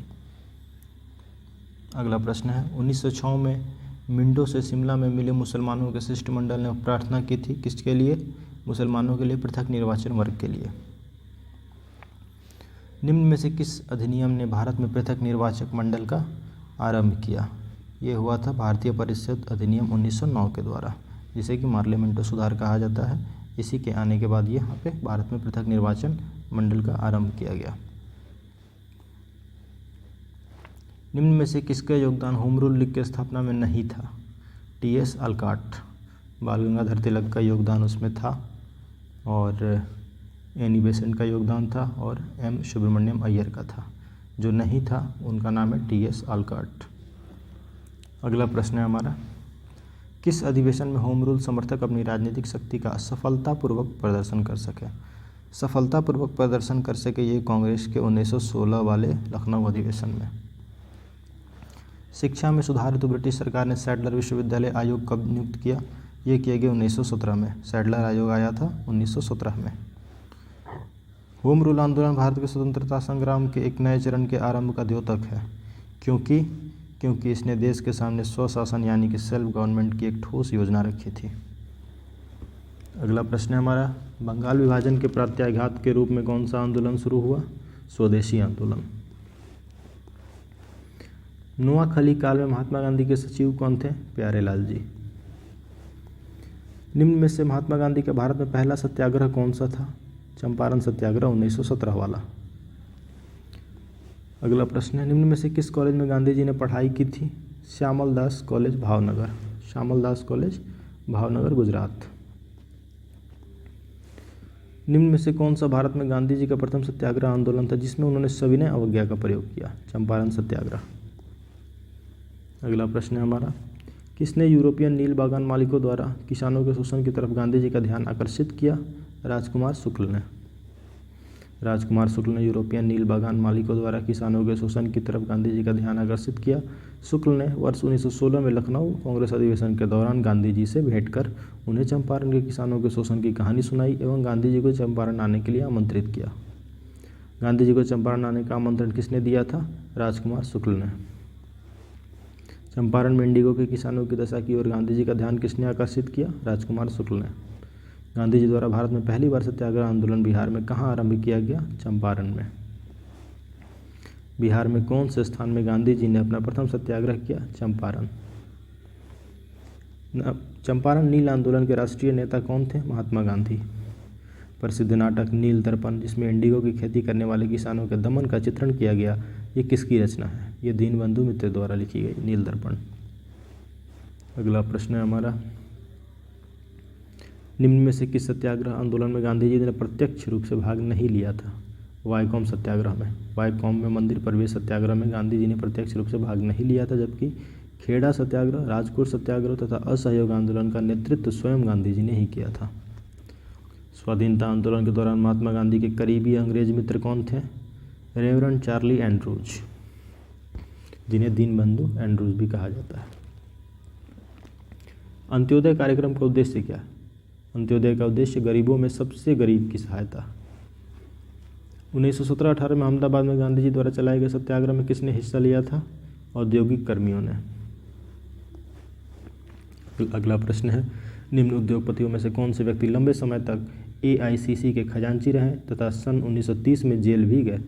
ये थे जमनालाल बजाज। जमनालाल बजाज सेठ जो थे वो गांधी जी के निकट सहयोगियों में से थे। वे भारतीय राष्ट्रीय कांग्रेस के कोषाध्यक्ष थे। वह वर्ष 1930 में जेल गए। वह ब्रिटिश सरकार द्वारा राय बहादुर की पदवी त्याग कर वर्ष 1921 में असहयोग आंदोलन में भाग लिए। महात्मा गांधी ने सर्वप्रथम किस किसान आंदोलन में भाग लिया? चंपारण किसान आंदोलन में। गांधी जी का चंपारण सत्याग्रह किससे जुड़ा है? तिनकटिया प्रणाली से। बिहार में तिनकटिया पद्धति में नील की खेती के लिए भूमि का कितना भाग अमानत रखा जाता था? 3/20। चंपारण आंदोलन में कौन संबंधित नहीं था? जयप्रकाश नारायण, जबकि राजेंद्र प्रसाद, अनुग्रह नारायण सिन्हा और JB कृपलानी तीनों चंपारण आंदोलन से जुड़े हुए थे। अगला प्रश्न है हमारा, 1917 में चंपारण सत्याग्रह से कौन संबंधित नहीं है? राम मनोहर लोहिया। राम मनोहर लोहिया का संबंध चंपारण आंदोलन से नहीं था। अखिल भारतीय किसान सभा के प्रथम सत्र की अध्यक्षता किसने की? स्वामी सहजानंद ने। भारतीय किसान सभा, अखिल भारतीय किसान सभा के प्रथम सत्र की अध्यक्षता स्वामी सहजानंद के द्वारा की गई। बम्बई में अखिल भारतीय व्यापार संघ कांग्रेस की स्थापना कब हुई थी? सन 1920 में। अखिल भारतीय ट्रेड यूनियन कांग्रेस के प्रथम अध्यक्ष कौन थे? लाला लाजपत राय। कम्युनिस्ट इंटरनेशनल का सदस्य बनने वाला पहला भारतीय कौन था? MN राय। भारतीय उच्चायुक्त के पद का सृजन किस अधिनियम से हुआ? यह हुआ था भारत सरकार अधिनियम 1919 के तहत। रॉलेट एक्ट का भारतीय राष्ट्रीय कांग्रेस ने विरोध किया क्योंकि इसका लक्ष्य क्या था? इसका लक्ष्य था व्यक्तिगत स्वतंत्रता को सीमित कर देना। जालियांवाला बाग नरसंहार किस गांधीवादी सत्याग्रह के संबंध में हुआ? जालियांवाला नरसंहार ये हुआ था रॉलेट सत्याग्रह के संबंध में। रॉलेट एक्ट भारत में लागू किया गया था सन 1919 में। रॉलेट एक्ट भारत में लागू किया गया 1919 में। जालियांवाला बाग में प्रदर्शन के लिए क्यों लोग जमा हुए थे? किचलू तथा सत्यपाल के बंदी बनाने के विरोध में वहां प्रदर्शन करने के लिए। रविंद्रनाथ टैगोर ने अपनी नाइटहुड की उपाधि किस कारण त्याग दी? जालियांवाला बाग नरसंहार हत्याकांड के कारण रविंद्रनाथ टैगोर ने अपनी नाइटहुड की उपाधि त्याग दी। लंदन में 13 मार्च 1940 को सर माइकल ओडायर को गोली से मारा गया। इसमें कौन शामिल थे? उधम सिंह। वर्ष 1919 भारतीय इतिहास से संबंधित है क्योंकि उस समय जालियांवाला बाग त्रासदी हुआ था। अमृतसर के जालियांवाला बाग में भीड़ का दमन हुआ 13 अप्रैल 1919 को। जालियांवाला बाग हत्याकांड के लिए जिम्मेदार जनरल डायर को निम्न में से किसने मारा? सरदार उधम सिंह ने। किसने खिलाफत आंदोलन को हिंदुओं और मुसलमानों की एकता में से के एक अवसर के रूप में देखा जो 100 वर्षों में भी पुनः प्रस्तुत नहीं होगा? महात्मा गांधी ने ऐसा सोचा था। 1920 की खिलाफत कमेटी की सभा जिसने गांधी को असहयोग आंदोलन के नेतृत्व को संभालने का अनुरोध किया था वह किस शहर में हुआ था? वो इलाहाबाद में हुआ था खिलाफत कमेटी की सभा। गांधी जी के असहयोग आंदोलन में लोगों को शराब से परहेज करने का आग्रह किया गया। फलस्वरूप सरकार के राजस्व में भारी कमी आई। एक प्रदेश की सरकार ने लोगों को फिर से शराब पीने को प्रेरित करने के लिए प्रमुख व्यक्तियों की एक सूची प्रसारित की जो कि लोग शराब पीते थे। उस प्रदेश का नाम बताइए। ये बिहार था। महात्मा गांधी के खिलाफत आंदोलन का समर्थन क्यों किया महात्मा गांधी ने? गांधी जी ने अंग्रेजों के खिलाफ अपने आंदोलन में भारतीय मुसलमानों का सहयोग प्राप्त करना था, इसलिए उन्होंने ये खिलाफत आंदोलन का समर्थन किया। भारतीय राष्ट्रीय कांग्रेस का असहयोग आंदोलन किस वर्ष प्रारंभ हुआ? 1920 ईस्वी में। अगला प्रश्न है हमारा, गांधी जी का असहयोग आंदोलन कब प्रारंभ किया गया गांधी जी के द्वारा? 1920 में। किस क्षेत्र में राहुल सांकृत्यायन 1920 का असहयोग आंदोलन में सक्रिय थे? राहुल सांकृत्यायन छपरा से सक्रिय थे। किस घटना के बाद महात्मा गांधी ने असहयोग आंदोलन को अपनी हिमालय जैसी भूल बताई थी? चौरी चौरा कांड होने के बाद महात्मा गांधी ने असहयोग आंदोलन को अपनी हिमालय जैसी भूल बताई। असहयोग आंदोलन के दौरान किसने पटना कॉलेज छोड़ा जबकि उसकी परीक्षा केवल 20 दिन ही बचे थे? जयप्रकाश नारायण ने अपनी परीक्षाएं छोड़ी थी। 1921 में मोपला आंदोलन की जो शाखा थी खिलाफत आंदोलन की शाखा थी। 1920 से 22 का असहयोग आंदोलन के दौरान बिहार में प्रचलित मान्यताओं में से यह थी कि उनकी जीत होगी क्योंकि गांधी जो थे वो उनको अंग्रेज़ों को हराने का तरीका पता था, इसलिए लोगों को लगता था कि उनकी जीत होगी। साराबंदी आंदोलन 1922 किसके नेतृत्व में प्रारंभ हुआ था? सरदार वल्लभ भाई पटेल। 1921 का मोपला विद्रोह कहाँ हुआ? केरल में। मोपला विद्रोह केरल के मालाबार क्षेत्र में वर्ष 1921 में हुआ था। किस घटना के कारण महात्मा गांधी ने असहयोग आंदोलन वापस ले लिया था? चौरी चौरा हत्याकांड होने के बाद इसको वापस ले लिया गया गांधी जी के द्वारा। असहयोग आंदोलन के स्थगन संबंधी घटनाओं का सही क्रम अंकित करें। चौरी चौरा में पुलिस गोलीकांड, उसके बाद उग्र भीड़ द्वारा पुलिस थाना को जलाना, फिर गांधी जी द्वारा आंदोलन का स्थगन और उसके बाद गांधी जी की गिरफ्तारी। सही क्रम है 1, 2, 3, 4। लॉर्ड सिन्हा ने 1921 में कहाँ के गवर्नर पद से त्यागपत्र दिया था? बिहार उड़ीसा के।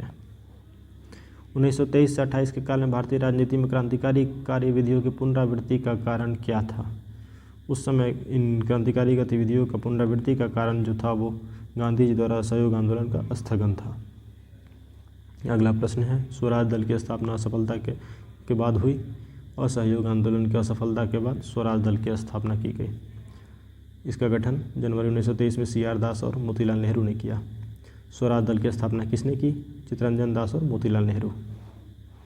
1923 में स्वराज पार्टी का गठन किसने किया? CR दास और मोतीलाल नेहरू।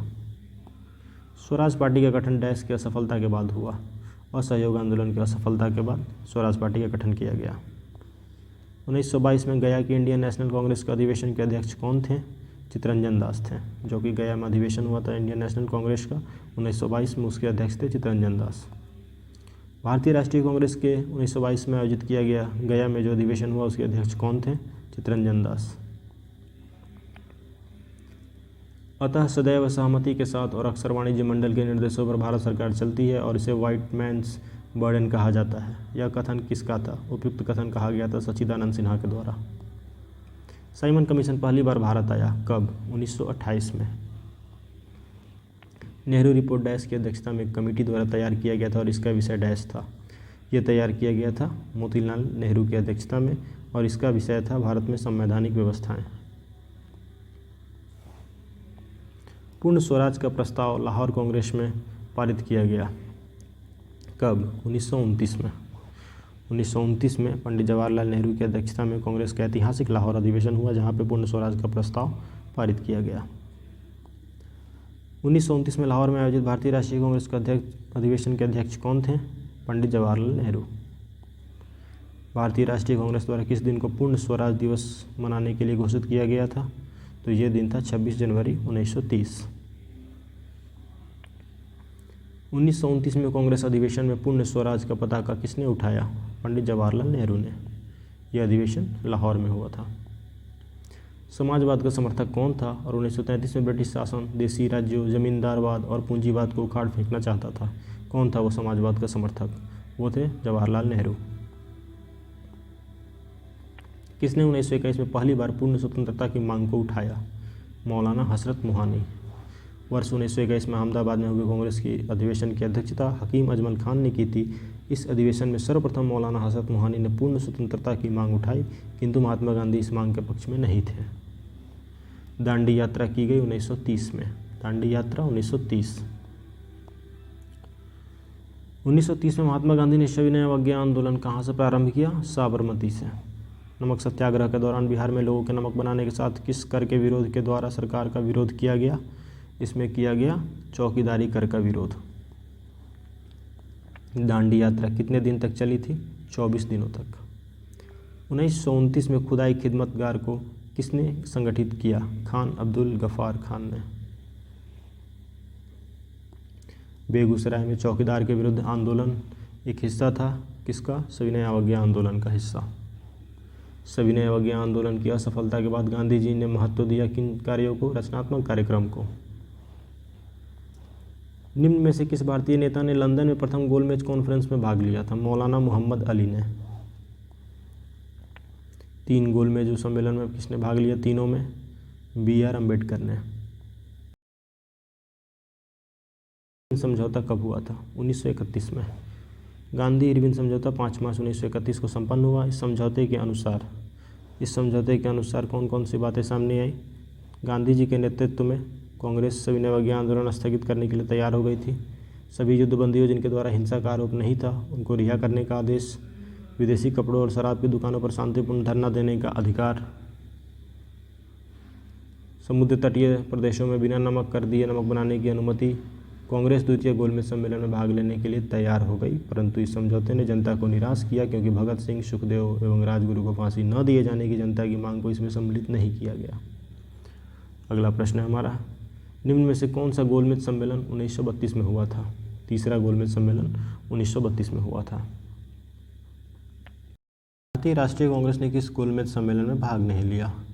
चूँकि भारतीय राष्ट्रीय कांग्रेस ने पहले गोलमेज सम्मेलन में भी भाग नहीं लिया था, दूसरे गोलमेज सम्मेलन में भारतीय राष्ट्रीय कांग्रेस की तरफ से गांधी जी ने हिस्सा लिया और तीसरे में भारतीय राष्ट्रीय कांग्रेस ने बहिष्कार किया, तो प्रथम में भी हिस्सा नहीं लिया और तृतीय में भी हिस्सा नहीं लिया, तो उपयुक्त में 1 से अधिक। द्वितीय गोलमेज सम्मेलन में किस प्रश्न पर असफल रहा? द्वितीय गोलमेज सम्मेलन सांप्रदायिक प्रतिनिधित्व के मामले पे। महात्मा गांधी दिसंबर 1931 में खाली हाथ कहाँ से भारत लौटे थे? लंदन से। गांधी इरविन समझौते के हस्ताक्षरित होने में किसने महत्वपूर्ण भूमिका निभाई थी? तेज बहादुर सप्रू ने। 5 मार्च 1931 को कौन सा समझौता साइन हुआ था? गांधी इरविन समझौता। अगस्त 1932 के रैमजे मैकडोनाल्ड के सांप्रदायिक पंचायत के द्वारा पहली बार एक पृथक निर्वाचक समूह बनाया गया। ये किसके लिए बनाया गया? अछूतों के लिए।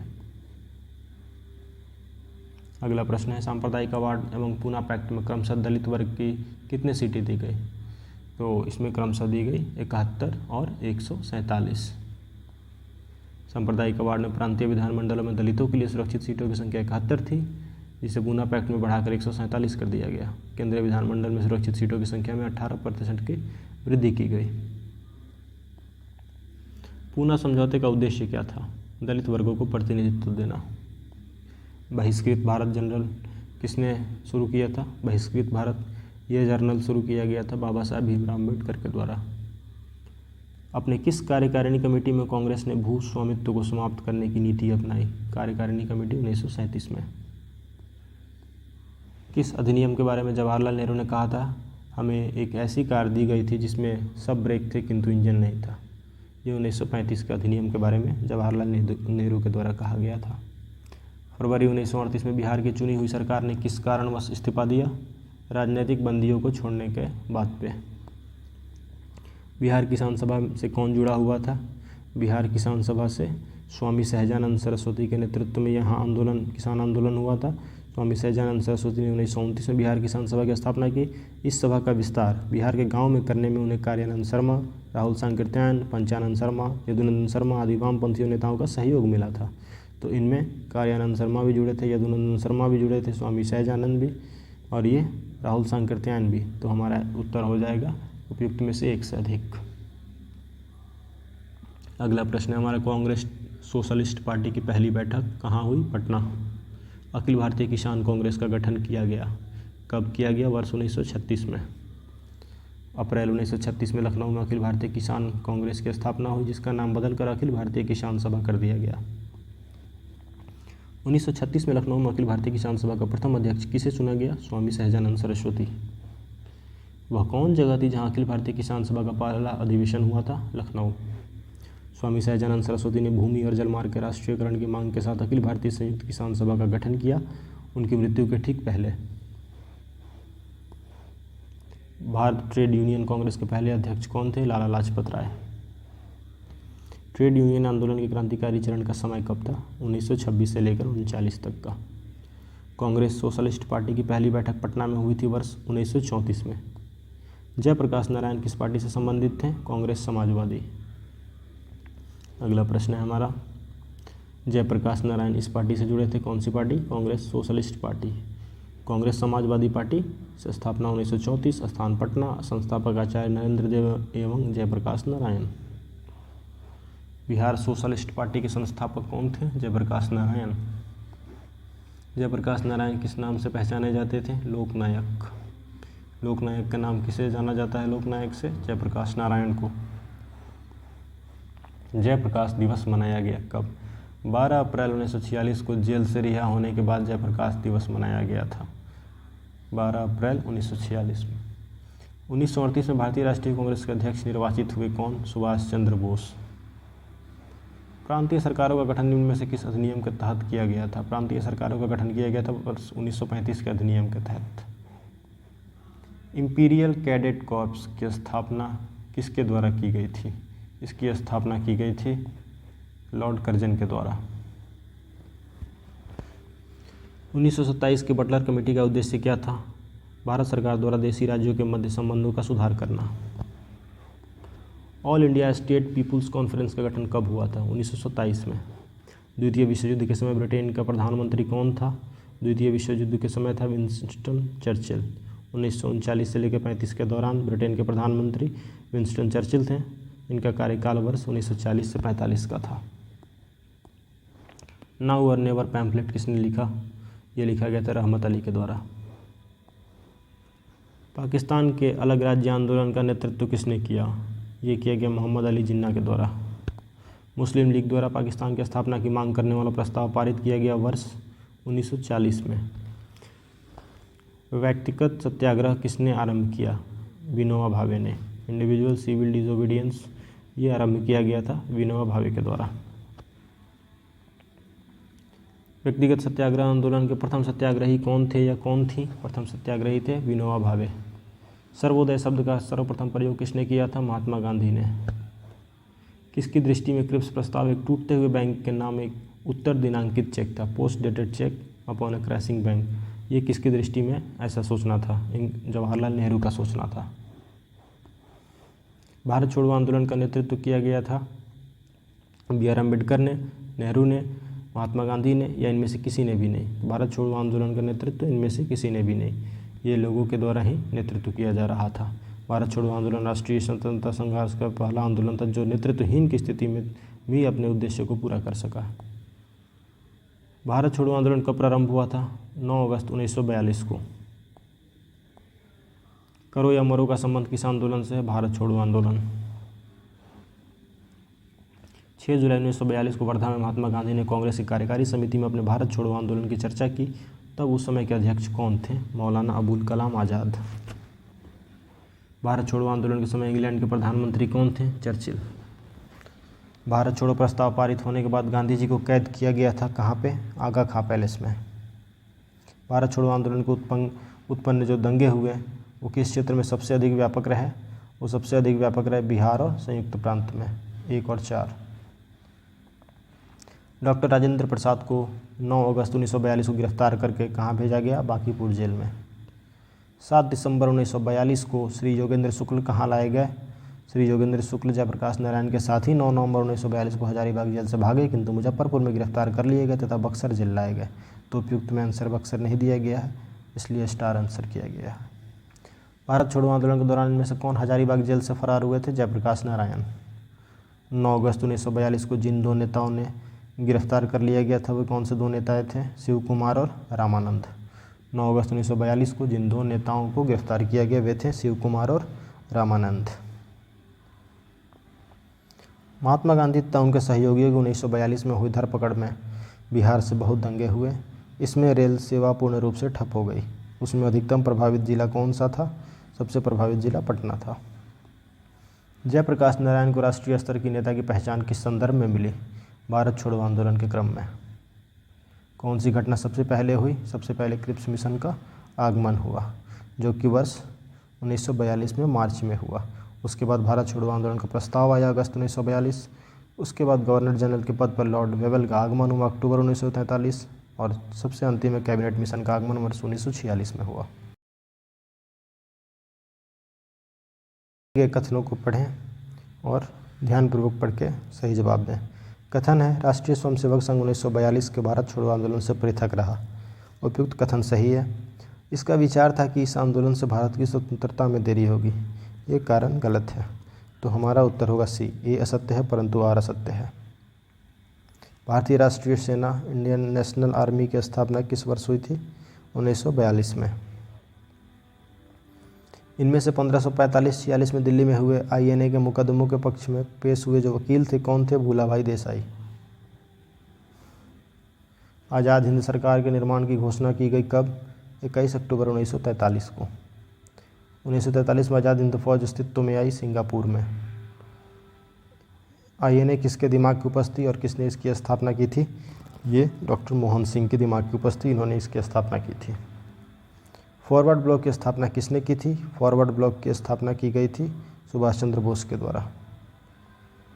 फॉरवर्ड ब्लॉक किसके द्वारा स्थापित किया गया? सुभाष चंद्र बोस के द्वारा। मार्च 1939 में फॉरवर्ड ब्लॉक की स्थापना हुई थी। सुभाष चंद्र बोस के नाम के पहले सम्मान सूचक नेताजी किस देश में जोड़ा गया? जर्मनी में। सच्चिदानंद सिन्हा किसके साथ जुड़े हुए थे?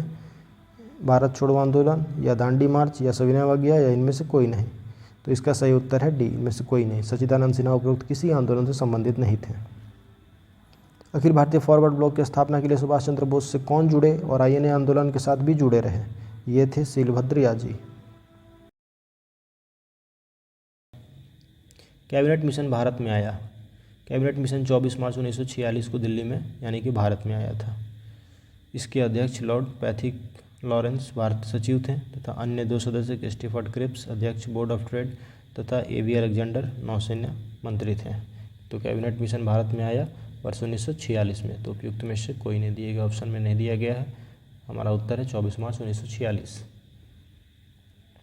कैबिनेट मिशन की अध्यक्षता किसके द्वारा की गई थी? Sir P. लॉरेंस। इनमें से कौन कैबिनेट मिशन के सदस्य नहीं थे? नहीं थे Wavell.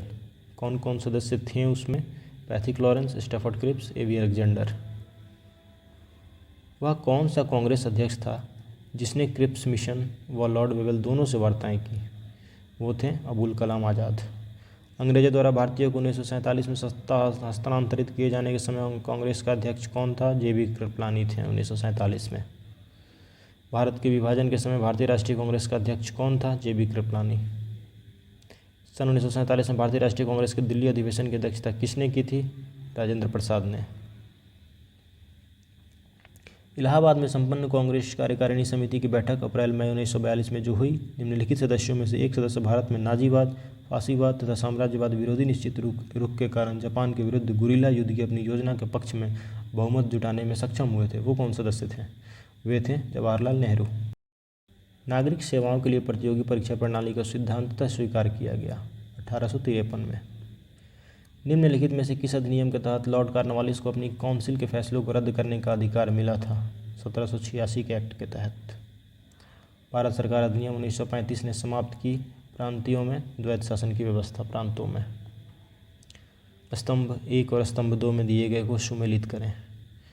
History of the freedom movement in India, इसका सुमेलन होगा ताराचंद से। History of the freedom movement in Bihar, इसका सुमेल होगा के दत्ता से। Anand Math Bankim Chandra Chatterjee. Precepts of Jesus, ये लिखा गया है Raja Ram Mohan Roy. Our Indian Muslims, our Indian Musalmans, ये है W. हंटर के द्वारा लिखित। अमेरिका में फ्री हिंदुस्तान अखबार किसने शुरू किया था? तारक नाथ दास ने। इंडियन अनरेस्ट के लेखक कौन थे? इंडियन अनरेस्ट, ये लिखा गया है वैलेंटाइन सिरोल के द्वारा। उपन्यास दुर्गेश नंदिनी के लेखक कौन है? बंकिम चंद्र चटर्जी। किस अखबार का प्रकाशन पटना से होता था? Indian nation. वर्ष 1931 में दरभंगा के महाराज कामेश्वर सिंह ने द इंडियन नेशन का प्रकाशन शुरू किया। झंडा गीत किसने लिखा है? श्यामलाल पार्षद। श्यामलाल पार्षद। 1908 में बाल गंगाधर तिलक को जेल हुई, कितने वर्षों की? 6 वर्षों की जेल हुई। प्रथम भारतीय जिन्होंने स्वाधीन भारत में गवर्नर जनरल का पद ग्रहण किया था? सी राजगोपालाचारी। प्रथम भारतीय जिन्होंने प्रथम गवर्नर जनरल का पद ग्रहण किया, सी राजगोपालाचारी। कौन से प्रसिद्ध भारतीय गुरुदेव के नाम से जाने जाते थे? ये थे रविंद्रनाथ टैगोर। जय जवान जय किसान, इसका नारा किसने दिया? लाल बहादुर शास्त्री ने। किसके द्वारा मंदिरों में प्रवेश का अधिकार के मांग की प्रस्तुति के कारण 1899 में तिरुनेलवेली में भयंकर दंगे हुए थे? मारवा। 6 जून 1899 को तिरुनेलवेली में भयंकर दंगे हुए। इसमें नडार समुदाय के लोग लंबे समय से मंदिर में पूजा का अधिकार की मांग कर रहे थे। मांग पूरी न होने पर नडार और मारवा समुदाय के मध्य संघर्ष में यह दंगा हुआ था। भारतीय राजनीति में 1947 के बाद किस महिला ने सर्वाधिक योगदान दिया? अरुणा आसफ अली। अरुणा आसफ अली एक राष्ट्रवादी और स्वतंत्रता सेनानी थी। 1942 के भारत छोड़ो आंदोलन में ये स्वयं और सुचेता कृपलानी भूमिगत आंदोलन की 2 प्रमुख महिला संगठनकर्ता थीं। अंतरिम सरकार के वित्त मंत्री कौन थे? लियाकत अली खान। हम बहुत बड़ी भूल करेंगे यदि हम बिहार की जनता और उनके मंत्रिमंडल को लीग के नेताओं के हिंसक व असभ्य आक्रमणों के आगे आरक्षित छोड़ देंगे। ये 1946 में ये बात किसने कही थी? ये कथन था सरदार पटेल का। 1946 में बनी अंतरिम सरकार में राजेंद्र प्रसाद के पास कौन सा विभाग था? खाद्य एवं कृषि विभाग। अगस्त 1923 में बनारस हिंदू महासभा के अधिवेशन की अध्यक्षता किसने की थी? पंडित मदन मोहन मालवीय। फ्रंटियर गांधी का असली नाम क्या है? अब्दुल गफ्फार खान। राजेंद्र प्रसाद कहाँ के रहने वाले थे? बिहार। रामचंद्र शर्मा किस गांव से थे? अमहरा। जगत नारायण लाल को किस जेल में भेजा गया? बांकीपुर जेल में। विश्व में शांति और आपसी सहयोग स्थापित करने के लिए नेहरू जी ने कौन सा सिद्धांत प्रस्तुत किया था? नेहरू जी के द्वारा जो सिद्धांत प्रस्तुत किया गया वो था गुट निरपेक्षता, नॉन अलाइनमेंट। राज्य विभाग की स्थापना किसकी अध्यक्षता में की गई? सरदार पटेल के। स्वतंत्रता पूर्व बिहार में निम्नलिखित में से एक वर्चस्वशाली जाति नहीं थी, ये थी कुर्मी जाति। स्वतंत्रता पूर्व बिहार में भूमिहार, राजपूत तथा कायस्थ वर्चस्वशाली जातियाँ थीं, जबकि कुर्मी जाति वर्चस्वशाली नहीं थी। बंद के उस विद्वान का नाम बताइए जिन्होंने स्वतंत्रता आंदोलन में महत्वपूर्ण भूमिका निभाई? अबुल कलाम आज़ाद। स्वतंत्र भारत के पहले भारतीय गवर्नर जनरल राजगोपालाचारी। किस साल रेगुलेटिंग एक्ट पारित किया गया? सन 1773 में। रेगुलेटिंग एक्ट पारित किया गया 1773 में। ब्रिटिश शासनकाल में संविधान के विकास में कौन सा कानून ऐतिहासिक नहीं था? Protection of Civil Rights Act 1955 जो था वो ऐतिहासिक नहीं था, जबकि रेगुलेटिंग एक्ट 1773, चार्टर एक्ट 1833 और गवर्नमेंट ऑफ इंडिया एक्ट 1919 ये एक ऐतिहासिक एक्ट था। भारत में मीडिया को नियंत्रित करने के लिए एक्ट कब पारित किए गए थे? मीडिया को नियंत्रित करने के लिए भारत में जो एक्ट पारित किए गए वो 1835, 1867, 1878 और 1908 में। भारत की कम्युनिस्ट पार्टी और राष्ट्रीय स्वयंसेवक संघ की स्थापना क्रमशः सबसे करीबी वर्ष पहचानिए। भारत में कम्युनिस्ट पार्टी की स्थापना वर्ष 1925 और भारतीय राष्ट्रीय स्वयंसेवक संघ की स्थापना 1925। Catherine Mayo, idols Huxley, Charles Andrews और विलियम डिग्बी के बीच आम रिश्ता क्या था? उन्होंने ब्रिटिश शासन के दौरान भारत की हालत पर टिप्पणियाँ लिखी हैं। इस प्रकार हमारा इतिहास का सेक्शन पूर्ण हुआ। अब अगले वीडियो में हम पॉलिटी देखेंगे, तो यहाँ पे हमारा इतिहास का सेक्शन फाइनल होता है।